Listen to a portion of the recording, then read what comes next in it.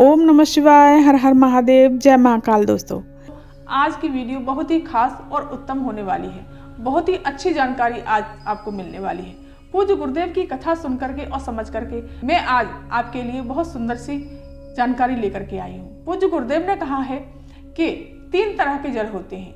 वो 3 तरह के जल दोस्तों कैसे कैसे होते हैं। पूज्य गुरुदेव कहते हैं कि जब हम अपने किचन के परंडे में से पानी भर करके, जल भर करके तांबे के कलश में महादेव के मंदिर जाते हैं, भोलेनाथ के मंदिर जाते हैं, तो वो उस जल का महत्व क्या होता है।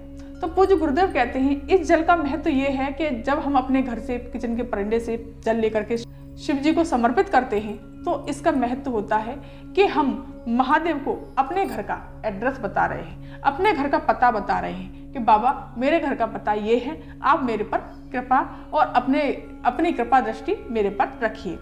अब चलिए जानते हैं दूसरे जल का महत्व। दूसरे जल का महत्व क्या है दोस्तों, दूसरा जल किस प्रकार का होता है, कैसा होता है।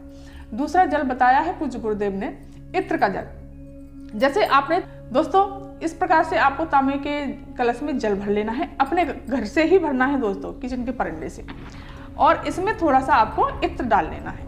इस प्रकार से आपको इत्र डाल देना है, थोड़ा सा इत्र डाल करके, और आप इस जल को महादेव के मंदिर जाते हैं और ये जल, इत्र वाला जल अगर शिवलिंग पर समर्पित कर देते हैं, तो इसके लिए इसका महत्व बताया है पूज्य गुरुदेव ने कि आपके अगर कोई बीमारी है, कितनी भी बड़ी से बड़ी बीमारी है, और आपको दवाइयाँ नहीं लग रही हैं और बहुत परेशानी जा रही है, बहुत सारे डॉक्टरों को दिखा लिया लेकिन यही नहीं पता चल रहा कि बीमारी क्या है, दवाइयाँ लग नहीं रही हैं, बहुत परेशान हो चुके हैं, तो पूज्य गुरुदेव कहते हैं 7 दिन लगातार आप इत्र वाले जल को अगर शिवलिंग पर समर्पित करते हैं तो 7 दिन में आपको फर्क दिखने लग जाएगा कि दवाइयाँ लगने लगी हैं और बीमारी में सुधार होने लगा है। तो दूसरे तरह का जल पूज्य गुरुदेव ने ये बताया है।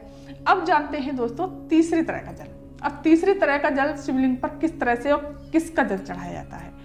तीसरी तरह का जल बताया है पूज्य गुरुदेव ने बेलपत्री का जल। जैसे कि ये बेलपत्री है, आपको तांबे का कलश लेना है और उसमें भी जल भर लेना है आपको अपने घर से, परंडे में से वो जल भर करके आपको ये बेलपत्री आपको इसी कलश में आपको डाल लेनी है और सीधे पहुंच जाना है देवाधिदेव महादेव के शिव मंदिर। शिव मंदिर पहुंचना है और ये इसका महत्व बताया है पूज्य गुरुदेव ने। आपके कोई हृदय की कामना है, आपके कोई मन की इच्छा है या कोई मनोकामना है, तो आप इस जल को अगर आप समर्पित करते हैं शिवलिंग पर, तो दोस्तों ये कहा है पूज्य गुरुदेव आपको अपने मन से, दिल से कोई बात कहनी नहीं है, बाबा से कहने की आपको जरूरत ही नहीं पड़ेगी। आपको सिर्फ बेलपत्री का जल समर्पित करने से ही मेरे महादेव समझ जाएंगे और आपके मन की बात को सुन करके वो आपकी इच्छा और मनोकामना को जरूर ही जरूर पूरा करेंगे।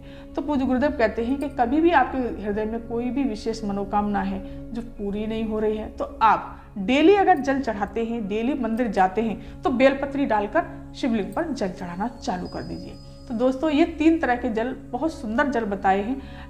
आपको शिवलिंग के पास जाकर, दोबारा से कह रही हूँ दोस्तों, बेलपत्री का जल लेकर के जाते हैं तो शिवलिंग के पास जाकर आपको कुछ कहना ही नहीं है, बस आपको जल समर्पित कर देना है। मेरा महादेव अपने आप समझ जाएगा कि आपको क्या कहना है। इस तरह से श्री शिवाय नमस्तुभ्यं, श्री शिवाय नमस्तुभ्यं, श्री शिवाय नमस्तुभ्यं आप करते हुए इस तरह से आपको, और बेलपत्री गिर जाती है तो इस तरह से गिर जाने दो, नहीं तो निकल जाएगी। ये थे 3 तरह के जल का महत्व।